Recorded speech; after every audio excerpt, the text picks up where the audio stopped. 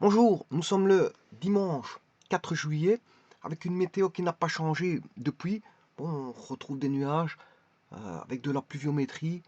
euh, Rien de positif pour un 4 juillet 2021. Je vous dis, bon, la météo ne cesse d'être exécrable depuis l'entrée, c'est-à-dire le 21 juin, l'entrée de l'été. Depuis l'entrée de l'été, ben, on n'a rien connu de bon.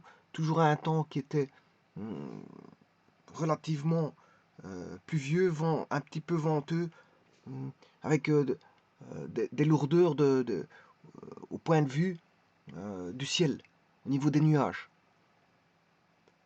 Des ciels, des ciels chargés de nuages, parfois moins agressifs, parfois plus agressifs, parfois moins nébuleux, parfois plus nébuleux. Nébuleux, ben, on n'a rien connu de bon, si ce n'est qu'un jour de répit. Et il a fallu en profiter, je crois que c'était, je ne sais plus quand, vendredi. Vendredi. Euh, il a fallu en profiter parce que, sachant que la météo allait redevenir ce qu'elle était, c'est-à-dire exécrable. Donc il fallait en profiter le jour où il a fait une intermittence. Je vous présente ici un petit énoncé, donc soit un ROD, on a trois vecteurs UV, W tels que U fois V plus V fois W plus W fois U égale 0. Oui, bon, si j'ai oublié égale 0.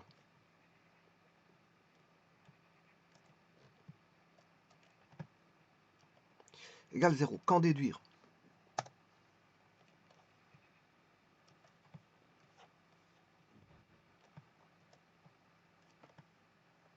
Alors, quand on dit un ROD, vous comprendrez que c'est un diminutif du mot repère orthonormé direct. On a un repère orthonormé direct. On a trois vecteurs, ces trois vecteurs de l'espace, tels que U fois V fois W, plus, enfin U fois V plus V fois W plus W fois U égale 0. Qu'en déduire? Bon. La première chose à constater, c'est que on a une somme de produits vectoriels. Et que ces produits vectoriels ne sont pas n'importe lesquels. Puisqu'en fait, on a U, V et W.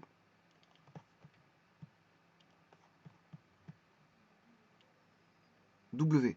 Donc, on prend le U, on multiplie par V. On prend le V, on multiplie par W.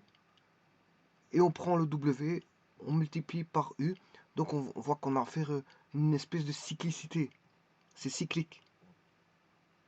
On fait des produits vectoriels cycliques. U par V, V par W et W par U. Et bien sûr, avec ces trois produits vectoriels, ben, on en fait la somme.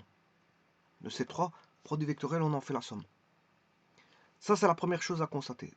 La seconde chose à constater, c'est que ce produit vectoriel doit valoir 0.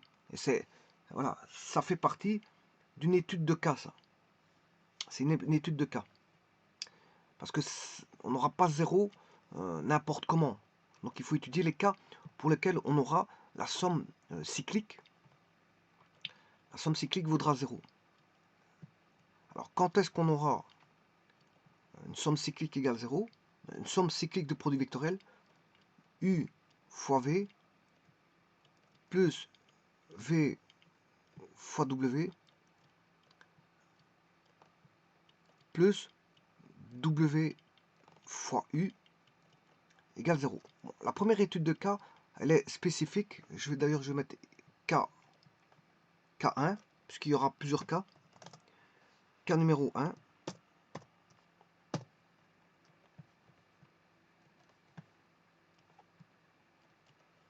En fait, il faut étudier ça en tant qu'étude de cas. Étude de cas. On a U fois V, n'oubliez pas que c'est un vecteur. Hein. C'est un vecteur qui est perpendiculaire au plan UV. C'est-à-dire qu'on aura un vecteur qui est X, plus le vecteur Y, qui est le produit vectoriel de V par W, plus le vecteur Z, qui est le produit vectoriel de W par U. Et ça, bien sûr, le produit vecteur, la somme d'un valeur, un vecteur qui vaut 0. Quand est-ce qu'on a ce cas de figure numéro 1?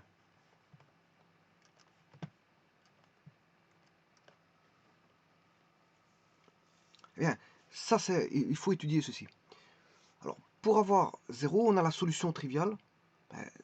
0 plus 0 plus 0 égale 0. Le vecteur nul plus le vecteur nul plus le vecteur nul égale 0. Alors, quand est-ce qu'on a ça?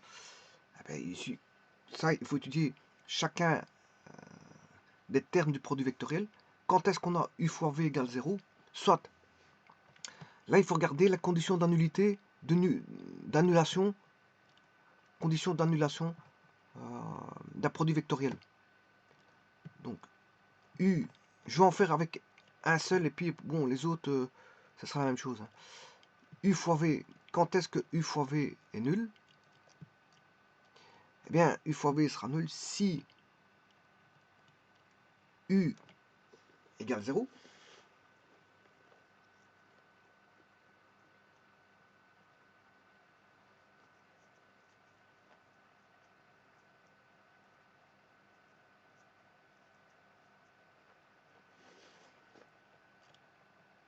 Ou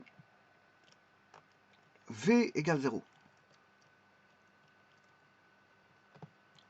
Le problème, c'est que je dois avoir trois annulations. Donc, je dois tenir compte des 3 cas.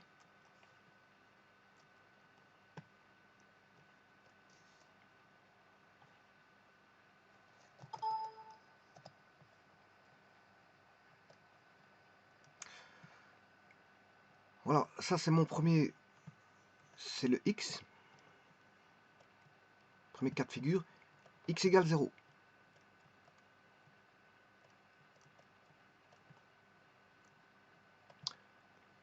Alors, pour y égale 0, c'est pareil.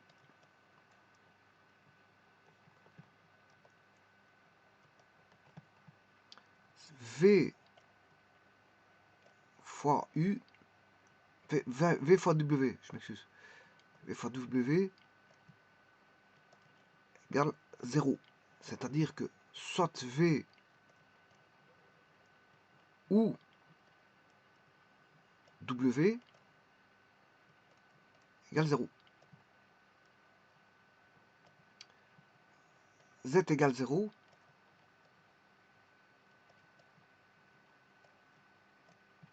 C'est W fois U égale 0. C'est soit W ou U égale 0. Ça, c'est une première chose. Une seconde chose, c'est que ici, si U égale V, on aura U fois V égale 0. Dans ce cas-ci, si V égale W,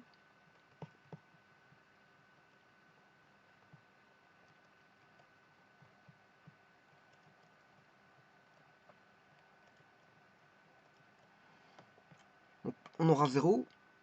Et dans ce cas-ci, si U égale W, on a l'annulation de Z. Dernier cas de figure,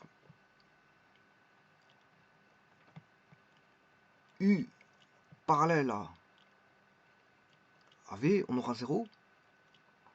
Parce que le sinus, on aura la norme de U fois la norme de V fois le sinus de l'angle entre U et V. Et si le sinus, si c'est collinéaire, et s'ils sont parallèles, bien l'angle vaut 0, ça fait sinus de 0, ça fait 0. Donc là, on aura V parallèle à W.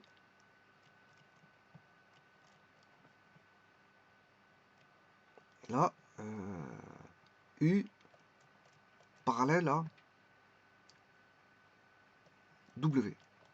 Bon, maintenant, il faut que ce soit, pour avoir x plus y plus z égale 0, il faut que ce soit simultané. Il faut qu'on ait une simultanéité voilà, de 3 zéros pour avoir 0. Cette simultanéité, elle ne viendra pas. Il faut les relier, ces simultanéités, et pas n'importe comment. On ne peut pas avoir VW parallèle avec U égale V. Bon, ça ne se fait pas n'importe comment. Alors, il faut rétablir les liaisons entre les trois. Et les liaisons, ben, ce sera quand U égale, ce sera la condition ici, U égale V, V égale W égale 0. Si on a 3 vecteurs nuls, eh bien, c'est un cas de figure, on a un point. Un point vérifie x plus y plus z égale 0. Le deuxième cas de figure, c'est ce cas-là, c'est l'égalité entre les vecteurs. Donc on aura U égale V égale W. Et enfin, troisième cas de figure, on a 3 vecteurs parallèles. U parallèle à V parallèle à W. En d'autres termes, pour avoir une des premières conditions, c'est le premier cas d'étude, une des premières conditions, c'est d'avoir 3 vecteurs nuls, c'est-à-dire avoir un point. On a un point. Deuxième cas de figure, c'est d'avoir 3 vecteurs identiques.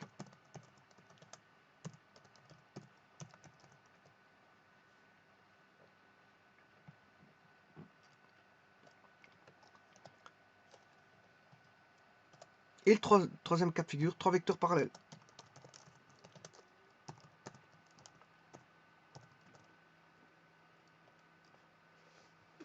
Et ça fait partie du premier cas d'étude, cas numéro 1. C'est pour avoir une annulation avec 3 vecteurs nuls, enfin 3 produits vectoriels qui sont nuls, tous les 3. C'est le cas numéro 1. Et bien maintenant, je vais aller le montrer sur GeoGebra. Supposons que je prenne un... bien sûr, je dois me mettre dans des conditions d'un repère orthonormé spatial. Un ROD placé, repère orthonormé direct, c'est dans l'espace. Repère orthonormé direct, c'est un repère spatial. C'est ce qu'on appelle un repère non rétrograde. Et GeoGebra en donne un, le voici. Voilà, quand vous faites tourner l'axe rouge vers le Y, ben, ça va donner l'axe bleu. Donc on a bien une base non rétrograde, c'est-à-dire une base directe. Ici c'est une base directe. Hein. Le rouge c'est X, le vert c'est Y. Quand on fait la règle du tire-bouchon, on fait tourner l'axe rouge vers l'axe vert, ben, on a l'axe bleu qui monte. L'axe bleu c'est l'axe des Z, l'axe de vert c'est l'axe des Y, et l'axe rouge c'est l'axe des X. Eh bien, on va faire ça. Je vais mettre d'abord l'origine O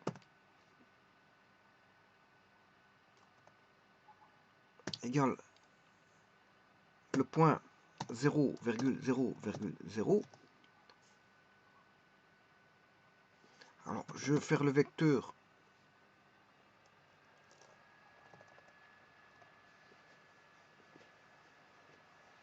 bon, la solution triviale, je ne sais même pas s'il faut la montrer, c'est simple. C'est 0 plus 0 plus 0. Hein.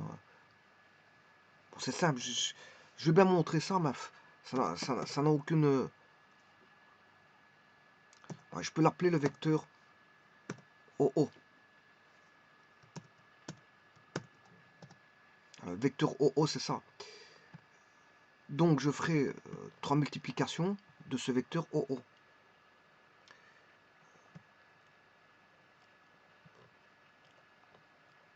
Donc, je ferai U fois U plus U fois U plus U fois le résultat, ça fait 0. Je ne sais même pas s'il fallait vous montrer ça, parce que c'est évident comme de l'eau de roche.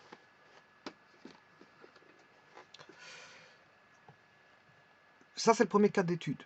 Premier cas de figure ici. C'est le cas d'étude numéro 1, où ça donne un point. Alors, 3 vecteurs identiques, ça veut dire qu'on n'a qu'un seul vecteur. Hein.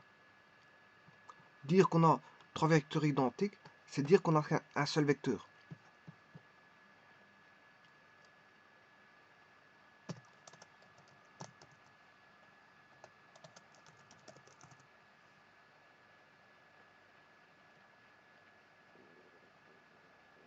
On n'a qu'un seul vecteur.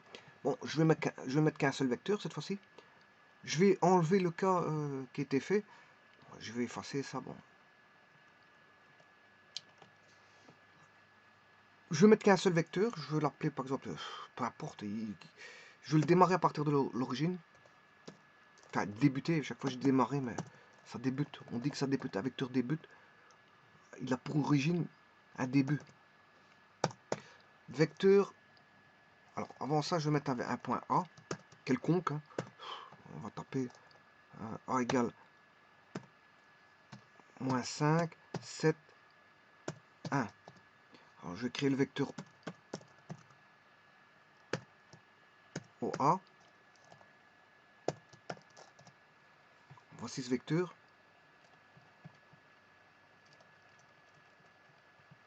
C'est le vecteur OA. Eh bien, si je fais un produit vectoriel sur lui-même, ça fera 0. Enfin, et donc, fatalement, leur somme vaudra 0. Parce que s'il vaut une fois 0, si je fais la somme 3 fois, ça vaudra 0 3 fois. Et donc, 3 0, la somme de 3 0 fera 0. On aura U fois U plus U fois U plus U fois U.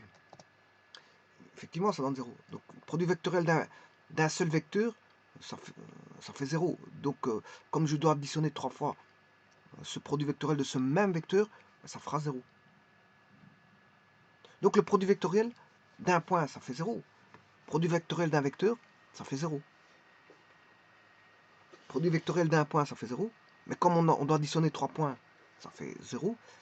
Le produit vectoriel d'un seul vecteur, ça fait 0. Comme on doit additionner 3 fois cette même quantité, ça fera 0. Et maintenant, je vais faire le dernier cas de figure. 3 vecteurs parallèles. Bon, je vais traiter ce cas-là.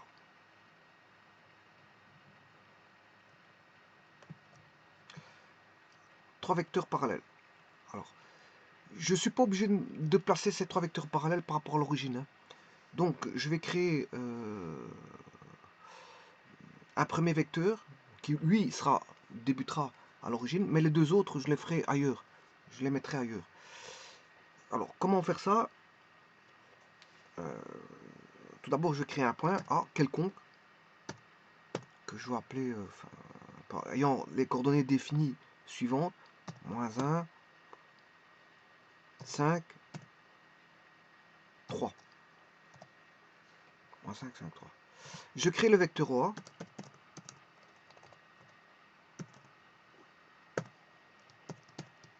Voilà. Les composants du vecteur sont là, c'est moins 1, 5, 3. Ils sont égaux aux coordonnées, c'est normal parce qu'ils débutent à l'origine du repère. Moins 1, 5, 3. Eh bien, maintenant, je vais créer deux autres vecteurs.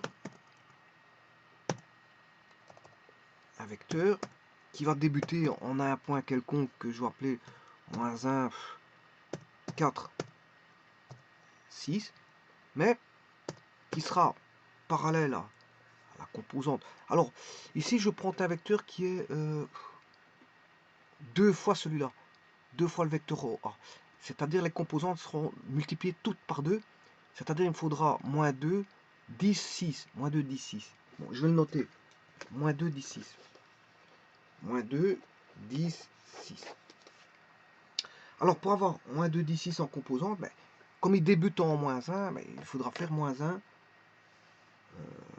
moins 2. Donc, on aura moins 3. Alors, pour avoir 10 Alors j'ai multiplié vecteur OA par 2, hein, c'est juste ça. Pour avoir 6, bon, pour avoir 6, pour avoir 10, je m'excuse, je vais faire 4 plus 10, ça fait 14. Alors je fais une somme, pourquoi? Parce que pour trouver les composantes, il faut faire la différence. Hein. Mais moi, comme je débute d'un point, je dois faire la somme telle que, si je fais la différence, je vais trouver la composante. Hein, si vous faites moins 3 moins 1, c'est moins 3 plus 1, mais là on va pas trouver, ouais, je me suis trompé. Là c'est pas moins 3. Parce que si je fais moins 3 moins 1, j'obtiens pas le moins 1. Donc là je me suis trompé, c'est normal parce que moins 1 ça fait moins 2. Là si je fais moins 2 moins 1, ce qui fait moins 2 plus 1, ça fait moins 1, ça c'est juste. Alors si je fais 14 moins 4, on obtient bien 10. Et le dernier, je vais obtenir 6, puisque j'ai pris 2 fois le vecteur A. Moins 1 fois 2, moins 2. 5 fois 2, 10. Et 3 fois 2, 6. Je vais obtenir 6. Alors, comme je débute en 6, 6 plus 6, ça fait 12. Et maintenant, si je fais 12 moins 6, voilà ce premier vecteur. Et on voit bien qu'ils sont parallèles. Hein. Ils sont parallèles.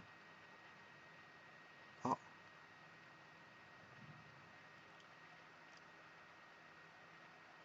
Ouais, il n'est pas tout à fait parallèle parce qu'il y a une erreur. Il y a encore une erreur. Regardez qu'il y a une erreur, on l'aperçoit tout de suite. Hein. Voilà, il y a une erreur, il est décalé. Par rapport à l'autre, il est décalé. Bon, cette erreur-là, elle vient au niveau de la composante en x qui n'est pas bonne. Parce que moins 1 fois 2, ça fait moins 2. Donc, c'était moins 1, moins 2, ça fait bien moins 3. C'était bon. C'était bien moins 3. Là, si je fais moins 3, moins 1, ce qui fait moins 3, moins 1, ça fait bien moins 2. On a bien moins 1, qui est la composante en x du vecteur OA, fois 2, ça fait bien moins 2. Donc, maintenant, il est bien parallèle.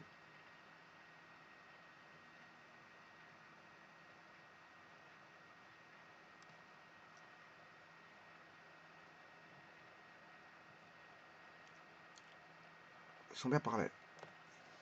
Alors, des vecteurs parallèles forment un plan. Hein. Deux vecteurs parallèles forment un plan. Maintenant, si j'en rajoute un troisième,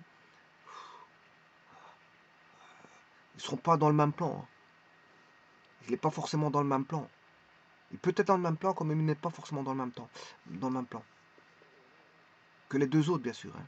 Donc deux plans, deux droites parallèles forment un plan. Mais si j'en mets un troisième vecteur, c'est pas dit qu'il sera dans le même plan que les deux autres vecteurs. Alors, je vais chercher maintenant une composante qui vaudra 3 fois le vecteur OA. Donc, je vais m'arranger pour avoir, je vais le noter sur un papier, pour avoir moins 1 fois 3, ça fait moins 3. 3 fois 5, ça fait 15. Et j'ai dit fois 3. 3 fois 3, 9. Donc, moins 3, 15, 9. Je dois avoir moins 3, 15, 9. Bon, mais je vais débuter à partir d'un point qui est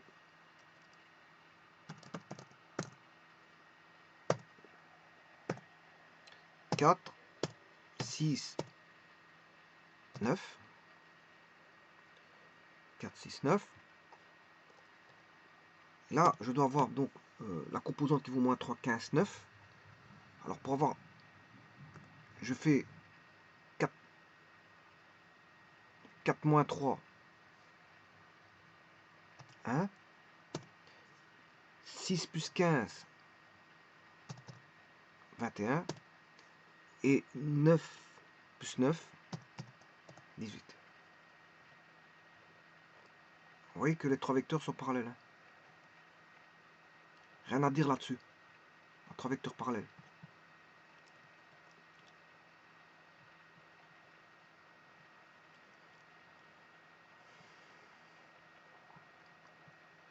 Maintenant, je vais en faire leur produit vectoriel.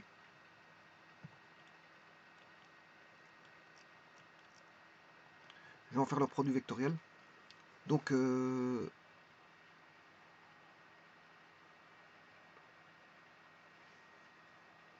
U.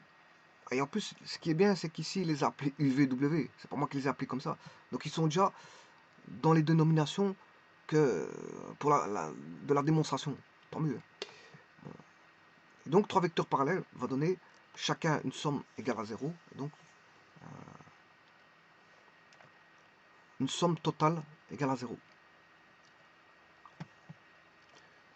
U fois V plus V fois W plus W fois U. Et voilà, ça donne 0.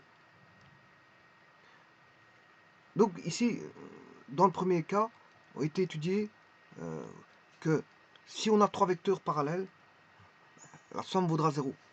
C'est un premier cas, hein, il y a encore 2 autres cas, mais je ferai 2 autres vidéos pour voir les autres cas. Donc, produit vectoriel d'un point. Si on a un point, ben, la somme sera nulle. Si on a un seul vecteur, la somme sera nulle. Et si on a 3 vecteurs parallèles, la somme est nulle. En tout cas, dans le cas numéro 1. Maintenant, je vais étudier dans une autre vidéo le cas numéro 2. Je vous remercie.